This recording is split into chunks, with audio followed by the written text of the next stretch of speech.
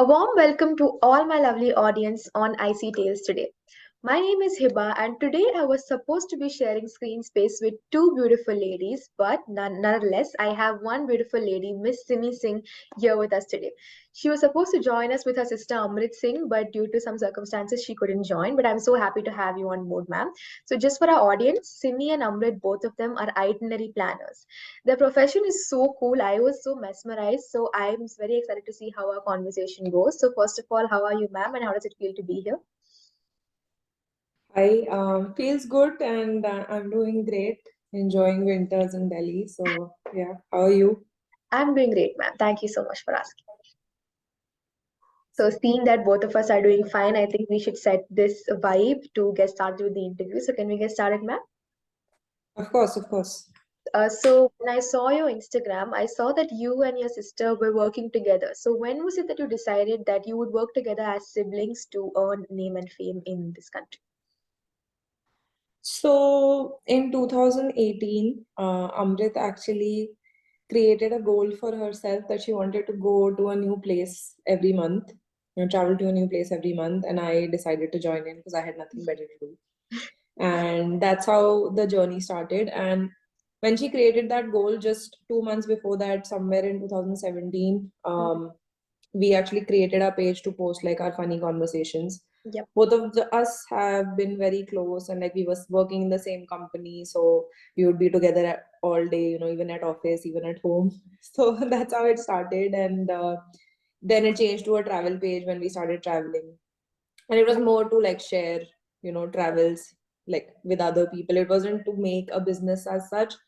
And then in 2019, we actually, a lot of people said that you've been to so many places through the year, and like how did you afford to do it in such less budget? And like we would do budget friendly itineraries and yet you know do like sort of affordable luxury, if you will. So we would do 4-star or 5-star hotels, but we would probably pick off season to do it, so it wasn't heavy on our pocket, and people would like, you should share it with people. And 2019, we actually tried to create a website where Mhm. you could drag and drop and create an itinerary, and Yep. it was a total flop because we realized there are hundreds of such websites Yep. where you can drag and drop and create itineraries and this and that, and so we just dropped the idea.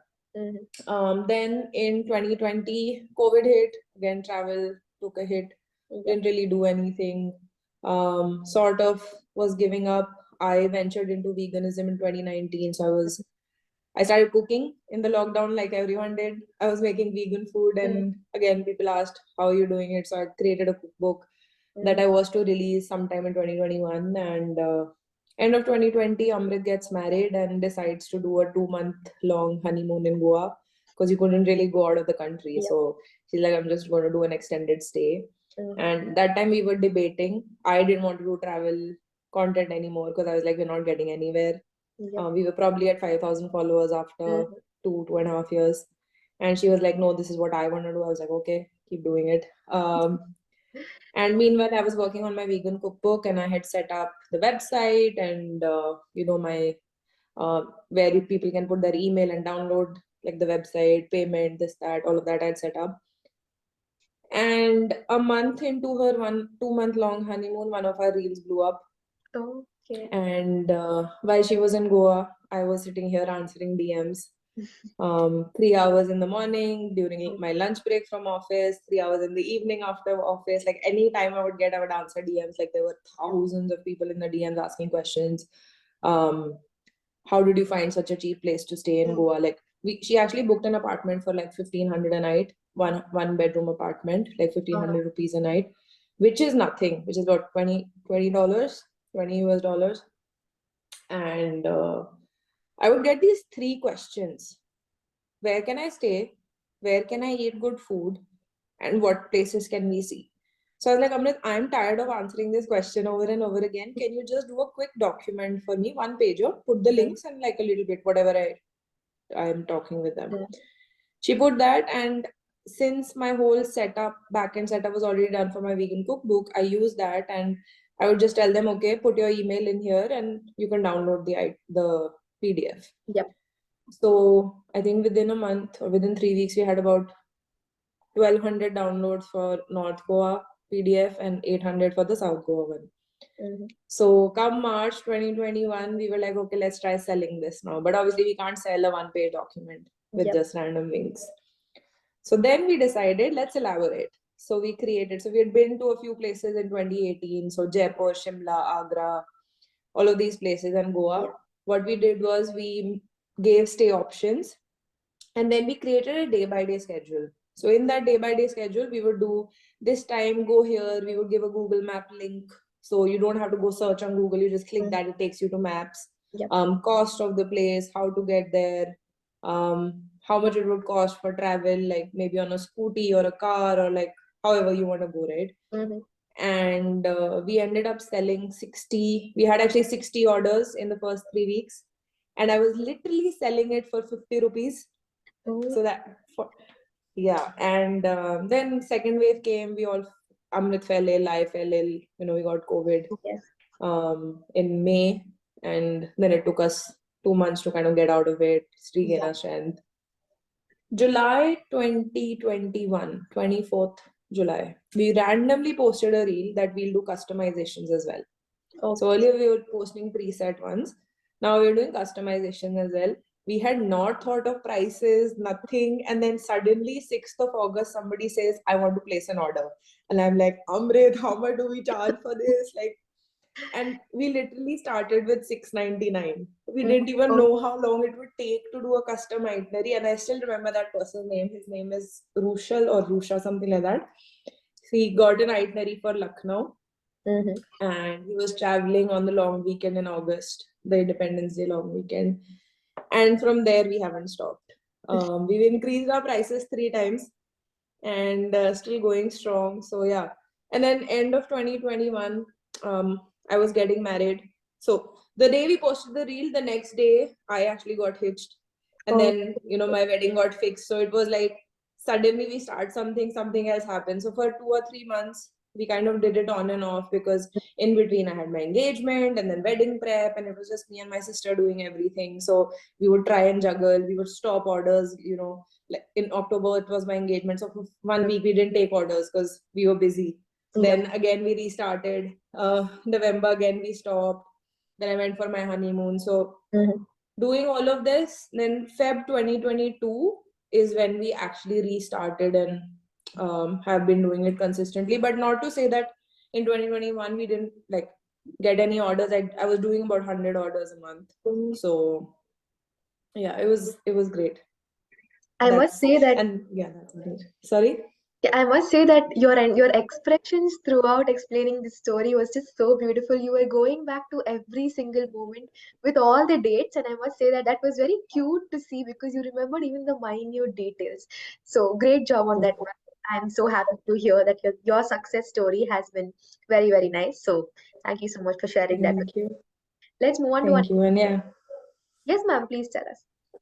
I was going to say I love remembering dates, because then you can keep celebrating those milestones, and how far you've come from them. So from 2021 to 2022, we've actually 5x our income from the business. So even though my goal was only to not even 2x it, we've done way beyond that. So yeah, Congratulations on that from thank you. So let's move on to our next question now. So a lot of people, like when I see reels on Instagram, a lot of people say that, unplanned trips give us the best experience. Like people keep planning, but they never go for it. So they say unplanned is always best. But your business is totally on planning it. So what do you have to say about how important is planning when it comes to traveling and going about the world? See, when you're going alone, you can go unplanned, because there is only one person who's taking a decision, right? It's you. So where you want to eat is up to you. Where you want to go is up to you. You feel like doing a trek that day, you go for it. You don't Yep. want to do, you don't go for it. But when there is more than one person involved, right? Every person will have a different liking. Yes. Okay. When there's one more person involved, there is time that will be spent in decision making on the trip. So, which is where our itineraries come in. You spend that time beforehand, right? Let's say a couple comes to us.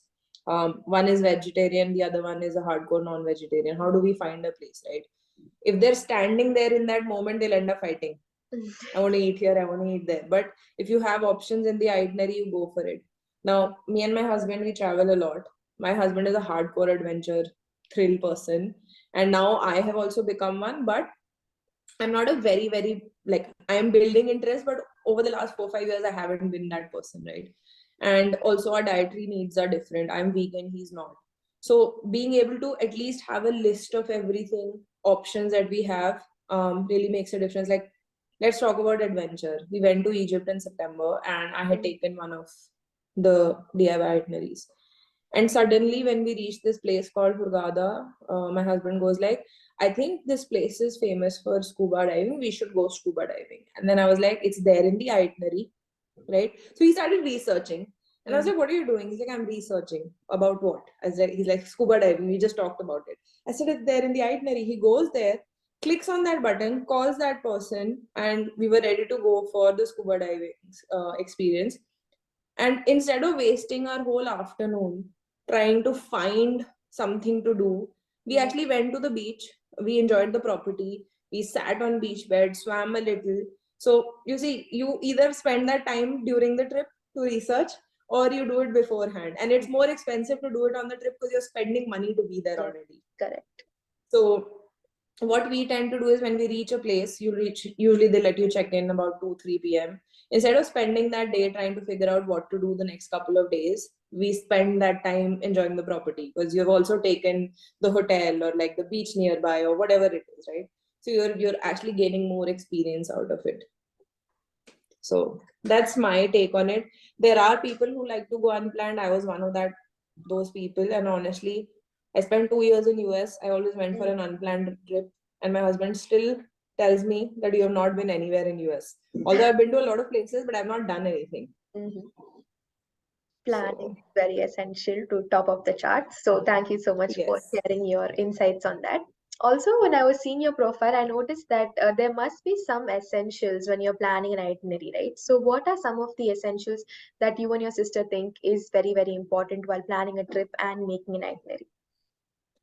So one is budget.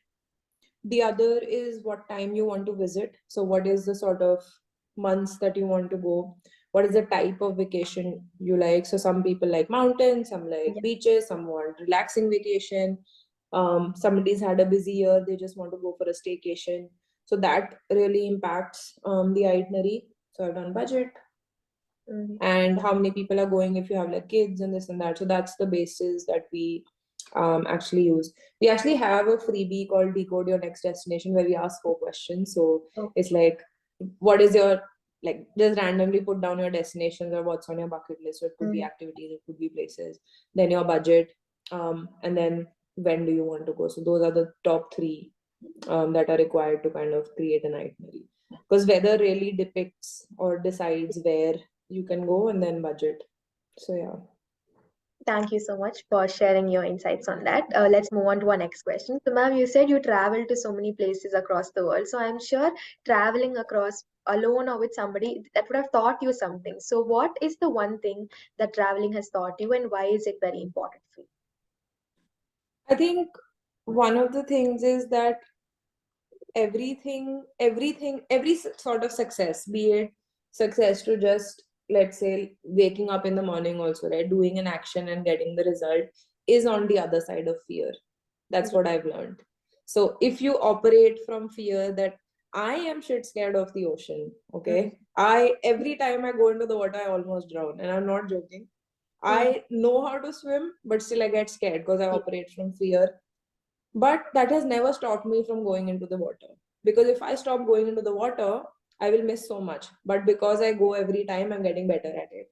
So that is one thing that I think traveling has taught me. And the other thing also is that for me, experience is over anything. So I'm not into fancy clothes or bags or going for parties. And even when traveling, like, I don't care about what parties there are. um, I prefer enjoying the experience, the culture, the activities, nature, something that I can't do sitting in a cubicle or at home. So, yeah.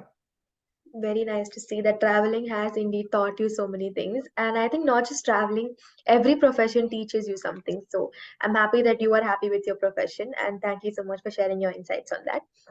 With that being said, we've Thank you. come to our last question. This is a very funny question, so I want you to be as open as possible and just decode yourself into being the funniest version of yourself. So I'm sure when you Okay, sure. travel, you would have had some funny experience, which was weird or something which just makes you laugh. Like you said, you remember every date. So I'm sure you have that one experience which gives you giggles even today. So if you have something like that, please feel free to share it with us. There are so many, like there are so many, but I'll talk about something very funny. So, as I said, I was not much into adventure. Mhm. And 2018, I went to Turkey with my husband, who was then my boyfriend. And we went to this place called Cappadocia, and they have these fairy chimneys, like it's really beautiful. Mhm. So, there was like it's like these tall structures which have like windows in between them. So I climbed up very easily, right? But when it was time to come down, I couldn't come down because I was so scared. I wasn't an adventurous person. I wasn't into hikes and all that. And this random person is taking a video of me being scared. Like that was the most hilarious. Like that time I was really scared, and I know only I know how I got down. But now that I think of it, that was so funny. That guy was making videos, and then my husband goes like, "Hey, go away from here! Like, don't do that. You're scaring her and whatever." So that was really funny.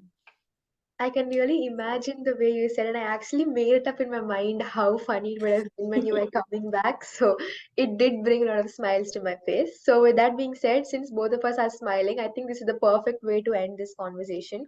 We laughed, we heard interesting stories, your experience, we learned about your profession. So I must say thank you so much for giving me your time, ma'am. And please do convey our special thanks to Miss Amrit also. Even though she was not here, you did fill the void for her and give us all the insights. So thank you so much. Well, I'm glad and thank you for having me.